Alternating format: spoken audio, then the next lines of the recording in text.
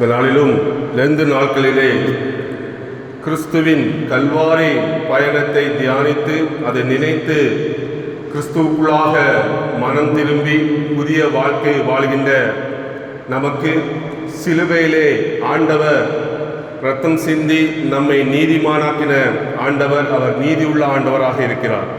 இந்த நாளிலும் தியானத்துக்காக எடுத்துக்கொண்ட கர்த்தருடைய வார்த்தை, கர்த்தரின் மாறா நீதி. நாம் வாசிக்கிட்ட யோபு 8ஆம் அதிகாரம் 1-10, குறிப்பாக 5-6 வசனங்கள்.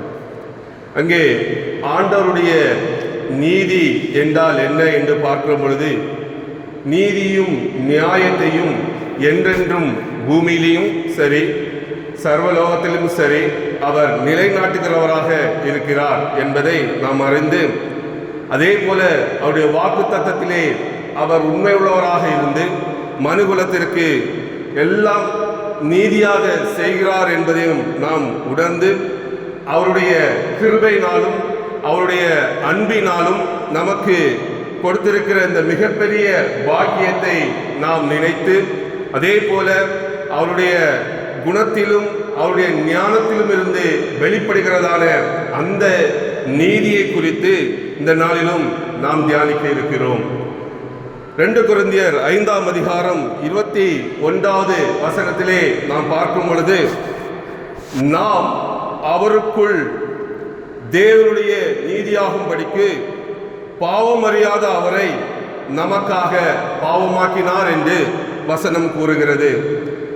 இந்த நாளிலும் சிலுவை தியானம் 40 நாள் தியானிக்கிற நாம், சிலுவை தியானத்தை ஒவ்வொரு நாளும் நினைவு கூறுகிற நாம், அவருடைய சிலுவை மரணத்தினாலே கிறிஸ்துவுக்குள் தேவனுடைய நீதி விளங்கும்படி நமக்காக அவரை பாவமாக்கினார் என்று வேதம் சொல்லுகிறது. அப்படியானால் இன்றைக்கு மனுகுலத்திற்கு நமக்கு கொடுக்கப்பட்டிருக்கிறதான நீதிமான் என்கிற அந்த பட்டம் அவருடைய சிலுவை மரணத்திலே உண்டாயிற்று என்பதை நினைத்து, அந்த சிலுவை காயங்களை ஒவ்வொரு நாளும் தியானிக்கிறவர்களாக, அதற்கு உண்மையுள்ளவர்களாக நாம் இருக்க அழைக்கப்படுகிறோம். இந்த யோபுடைய காரியத்தை பார்க்கும் பொழுது, அங்கே 3 நபர்கள், அவருடைய நண்பர் யோபு மற்றும் ஆண்டவருடைய ஒரு உரையாடல் தான் இந்த யோபு 8ஆம் அதிகாரத்திலே நாம் பார்க்க முடிகிறது.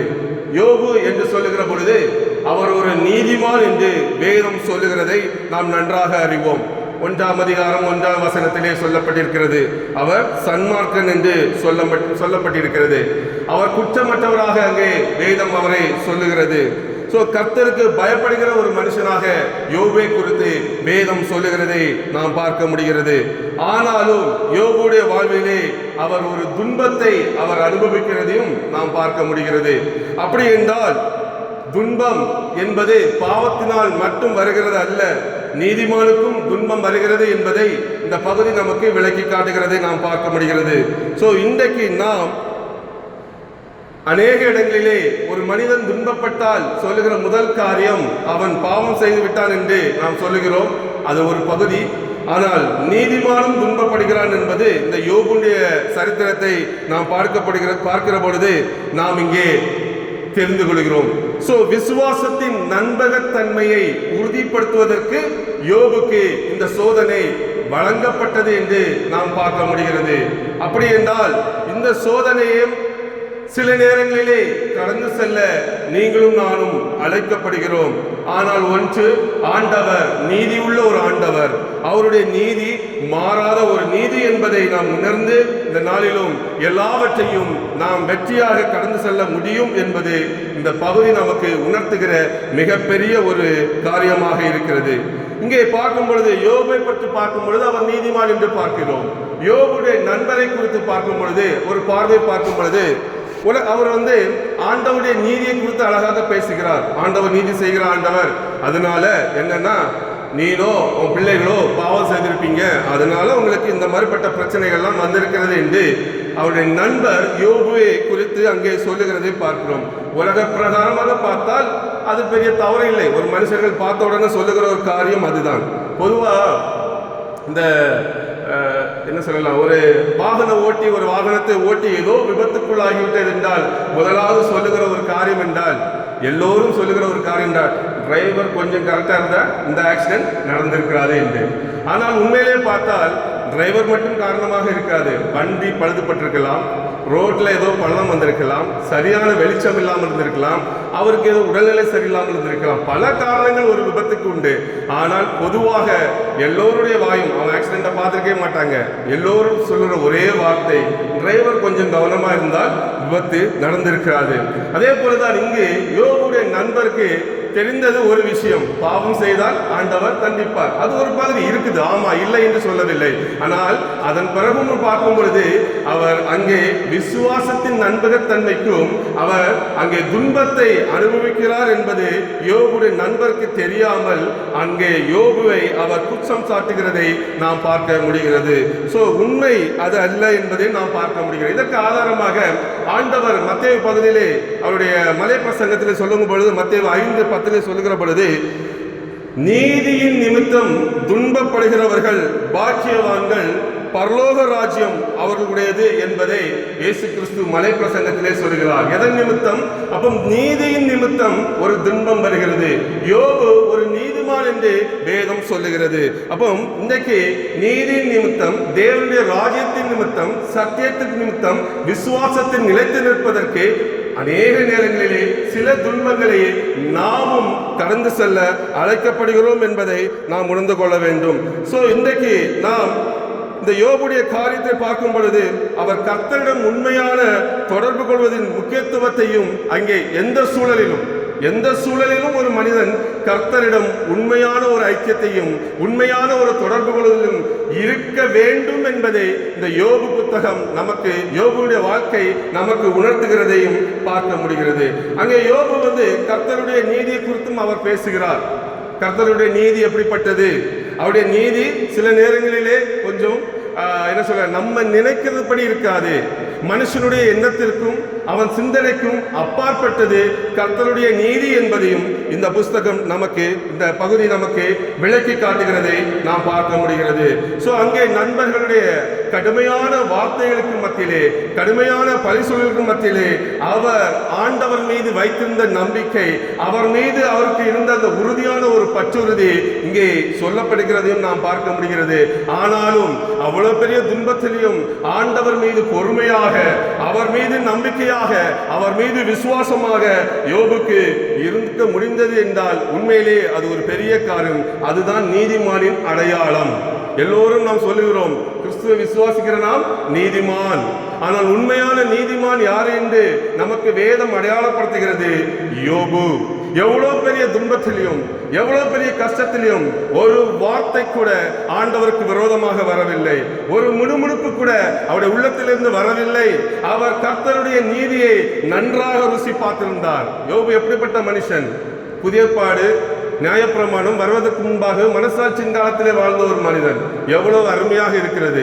நமக்கு எவ்வளவு பெரிய சட்ட புத்தகங்கள் கொடுத்திருக்கிறது, எவ்வளவு பெரிய அழகான ஆண்டவருடைய கிருபையின் பிரமாணம் நம் கையில் கொடுக்கப்பட்டிருக்கிறது. சின்ன துன்பங்களிலே சோர்ந்து போகிற மனிதர்கள் அநேக பேர், சின்ன துன்பங்களிலே ஆண்டவர்களுக்கு பின்வாங்கி போகிற மனிதர்களை நாம் பார்த்திருக்கிறோம். இப்படிப்பட்ட உலகத்திலே நியாயப்பிரமாணமும் புதிய ஏற்பாட்டு பிரமாணமும் வருவதற்கு முன்பே அவ்வளோ பெரிய துன்பம், சாதாரண துன்பம் இல்லை, இருக்க வேண்டும் என்றால் நீதிமானின் அடையாளமாக அவர் இன்றைக்கு நமக்கு புதிய ஏற்பாட்டு சபைக்கு விளங்குகிறதையும் பார்க்கிறோம். அப்ப இன்றைக்கு நீதிமான் என்று கிளைம் பண்ற நாம் சில நேரங்களிலே ராஜ்யத்தின் சுவிசேஷத்திற்காகவும் பரலோக ராஜ்யத்தின் நிமித்தமும் துன்பத்தை அனுபவிக்க வேண்டிய சூழல் வந்தாலும் விசுவாசத்திலே உறுதியாக இருக்க வேண்டும் என்பதை யோபு புஸ்தகம் நமக்கு இங்கே அழகாக சொல்லுகிறதை நாம் பார்க்கிறோம். அதை பார்க்கும் பொழுது ஆண்டவருடைய நீதி உடனே வராது. சில நேரங்களிலே சில நேரங்கள் உண்டு.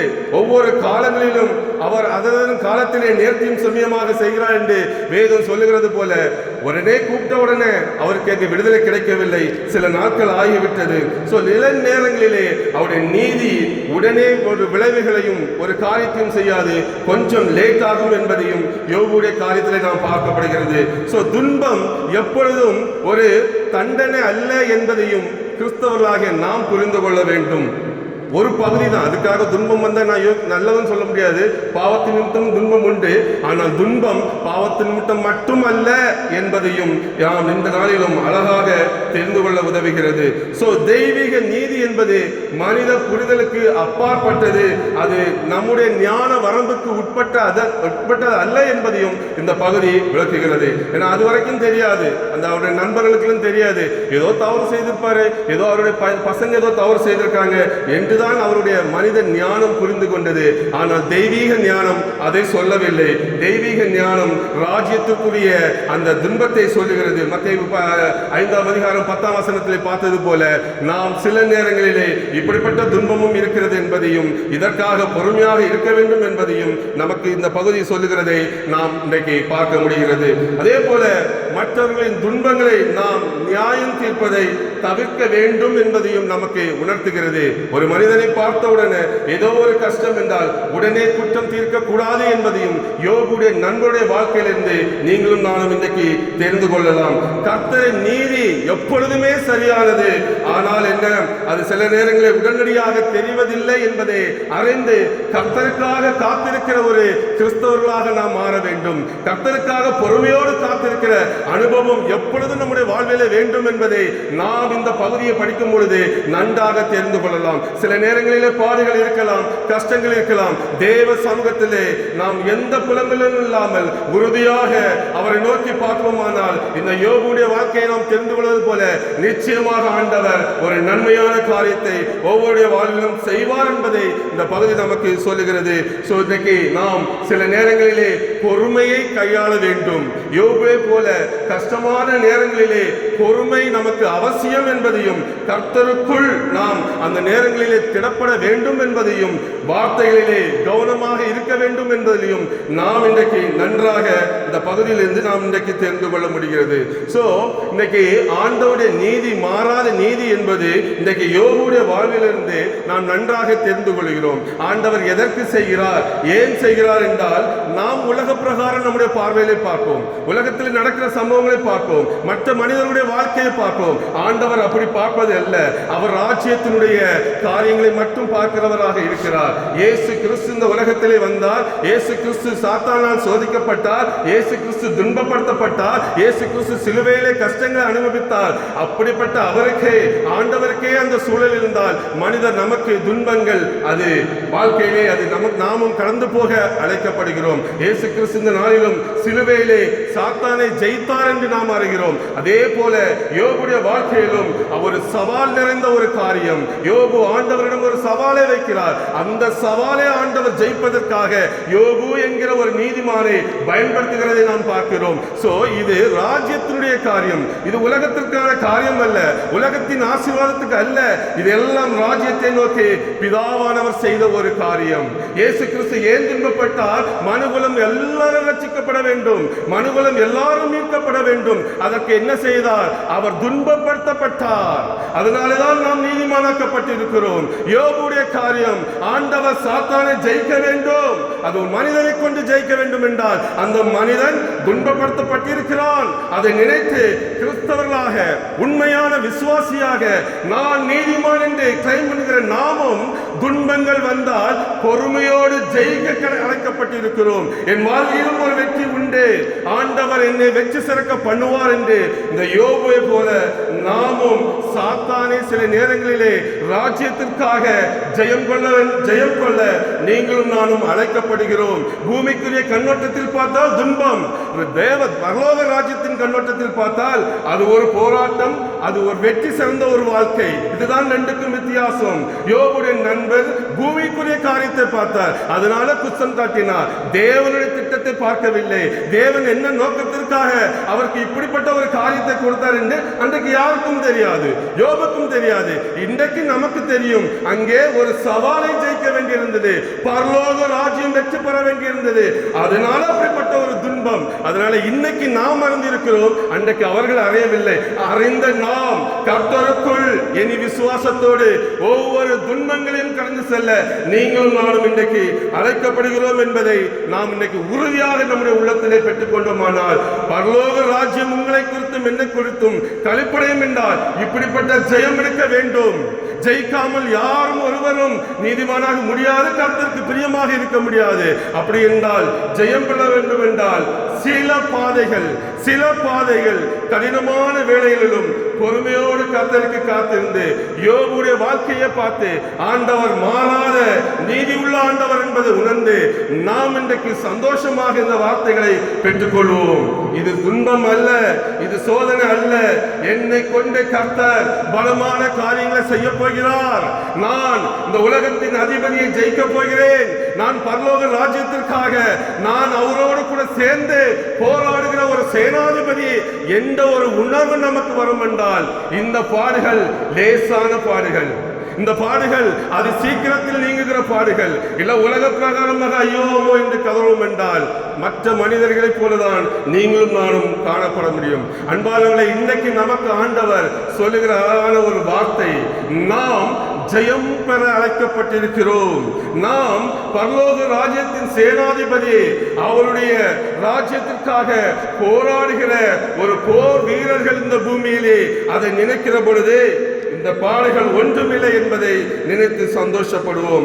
ஆண்டவர் சிலுவையிலே ரத்தம் சிந்தினது எல்லாம் நம்முடைய மீட்புக்காக என்பதை ரோமர் 3:25-26 நாம் அழகாக பார்க்கிறோம். அந்த பாடுகள், அந்த கஷ்டங்கள் அவருடைய ரத்தத்தின் மூலம் விசுவாசத்தின் மீட்பு, பாவ மன்னிப்பு மற்றும் தேவனுடைய நீதி வெளிப்படுகிறது என்பதை பார்க்கிறோம். எப்படி இயேசு கிறிஸ்து ரத்தம் சிந்தினார், தேவனுடைய நீதி அங்கே வெளிப்படுகிறது என்று வேதம் பார்க்கிறோம். அப்போ இயேசு கிறிஸ்து துன்பத்தின் நிமித்தம், அவர் பட்ட கஷ்டத்தின் நிமித்தம், அவருடைய பாடுகளின் நிமித்தம் என்னது வெளிப்பட்டது?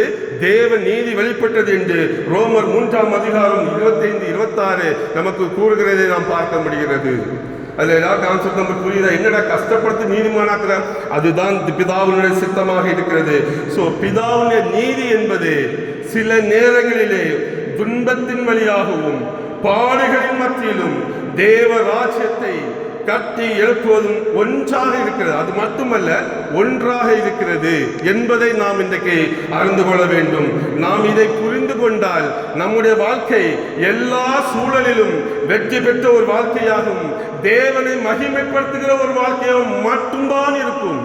தோல்வி என்பது இப்படிப்பட்ட ஆட்களுடைய வாழ்விலே கிடையாது.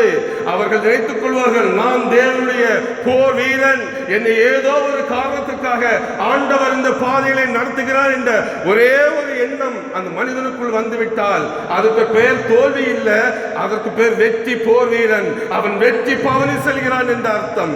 இந்த பார்வையை பார்த்தோம் என்றால் தோல்வி என்பதே நம்முடைய வாழ்விலே இல்லை என்பதை நினைத்து இந்த நாளிலும் நாம் சந்தோஷமாக இருக்க முடியும். கர்த்தரின் மாறாத நீதி என்பது மனிதர்கள் தங்கள் நம்பிக்கையற்ற சூழ்நிலையிலும் அவரை நம்பி அவரை அடைக்கலமாக கொண்டு வர வழிவகுக்கிறது என்பதை இந்த யோபுடைய காரியத்திலே நாம் பார்க்கிறோம். எந்த சூழலிலும் ஆண்டவர் என்னை மாற்ற முடியும். எப்பேற்பட்ட சூழலிலும் எல்லா சொத்துக்களும் இழந்தாரு, எல்லா பிள்ளைகளும் இழந்தாரு.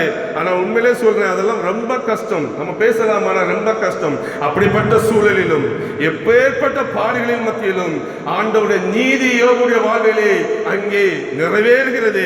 அதன் பிறகு அவர் ஆசீர்வாதத்தை பார்க்கும் பொழுது நமக்கு தெரிகிறது, எந்த ஒரு சூழல் என் வாழ்விலே இருந்தாலும், எப்படிப்பட்ட உறவினர்கள், எப்படிப்பட்ட நண்பர்கள், எப்படிப்பட்ட ஆட்கள் என் வாழ்க்கையை குறை சொன்னாலும் என் வாழ்க்கை, என் பார்வை அந்த நீதி மாறாத நீதி உள்ள பிதாவை தேவனை நோக்கி பார்த்து கொண்டே இருக்கிற பொழுது உலகம் தப்பு சொல்லும், இவன் ஏதோ செய்துட்டான், இவன் ஏதோ பண்ணிட்டான், அதனால்தான் பிரச்சனை. அது உலகத்தின் பார்வை. யோபுடைய நண்பர் போல உங்கள் முன்பாக சாட்சியாக சொல்கிறேன், கர்த்தருடைய பார்வை அது அல்ல. கர்த்தருடைய பார்வை முற்றிலும் வேறு. அவர் மனிதன் பார்க்கிற பிரகாரம் பார்ப்பது அல்ல என்பதை நாம் பார்க்கிறோம்.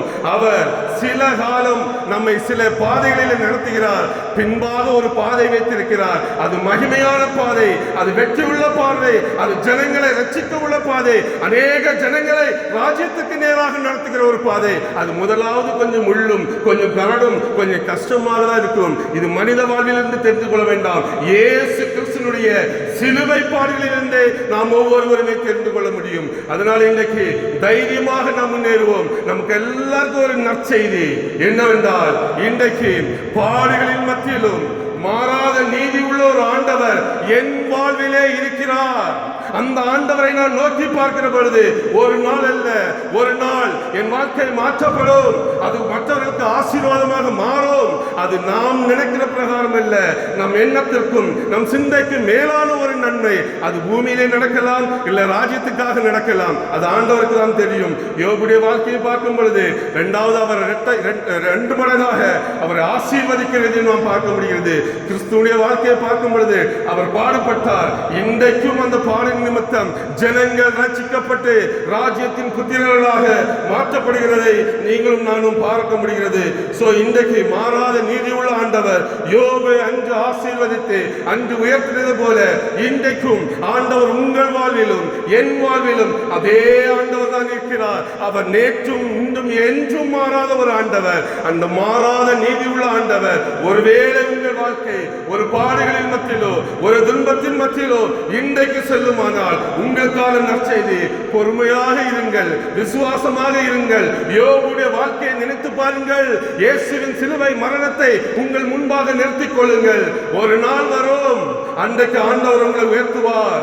யார் உங்களை குறை சொல்லினார்களோ, யார் உங்களை தவறாக பேசினார்களோ அவர்கள் முன்பாகவே ஆண்டவர் உயர்த்துவார். அதுதான் யோபுடைய வாழ்க்கையை நாம் ஒவ்வொருவருமே பார்க்க முடிகிறது. இன்றைக்கு கர்த்தர் எல்லாருடைய வாழ்வையும் வெற்றி சிறக்க வைக்கிறார். ஏனென்றால் அவர் மாறாத நீதியுள்ள ஆண்டவர். நீதியுள்ள ஆண்டவர் ஒருவனுக்கு நன்மையும் ஒருவனுக்கு துன்பமும் பண்ணுவது அல்ல.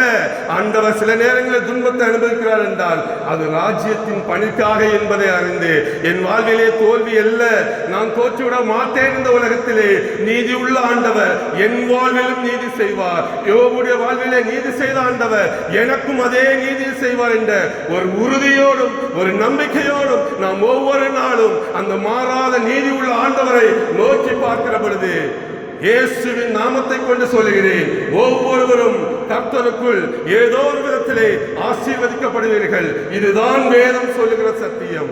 இதுதான் வேதம் நமக்கு அழகாக சொல்லுகிறது. பொறுமையோடும் விசுவாசத்தோடும் நீதி உள்ள ஆண்டவரை நீங்கள் நோக்கி பார்க்கிற பொழுது ஒவ்வொரு நாளும் நீங்களும் நானும் நீதிமானாக்கப்படுகிறோம். கர்த்தரால் ஆசீர்வதிக்கப்பட்டு ஜனங்களுக்கு ஆசீர்வாதமாக மாற்றுகிறார் என்பது ஆண்டவர் நமக்கு இந்த பகுதியின் மூலம் கொடுக்கிறார். அருமையான வார்த்தை. இந்த நற்செய்தியை நாம் நம்முடைய வாழ்க்கையிலே சொந்தமாக்கி கொண்டு எல்லா சூழலிலும் கர்த்தருக்காக எழும்பி பிரகாசிக்கிற ஒரு சேனை வீரர்களாக இன்று முதல் புறப்படுவோம். இன்று முதல் ஆண்டவருக்காக கேளுங்கள், அப்பொழுது உங்களுக்கு கொடுக்கப்படும். ஆண்டவரிடம் கேளுங்கள், நிச்சயமாக கர்த்தர் ஒவ்வொருவரையும் இந்த ஒரு நன்மையான ஒரு வாழ்க்கையை தந்து உங்களுக்கு எல்லாரும் கர்த்தர் ஆசீர்வதிப்பார் என்ற ஒரு நிச்சயத்தோடு நான் இந்த நாளிலும் ஆண்டவரை நோக்கி நன்றியோடு கூட பார்க்கிறேன். கர்த்தர் தாமே இந்த வார்த்தைகளை ஆசீர்வதிப்பாராக. ஆமென்.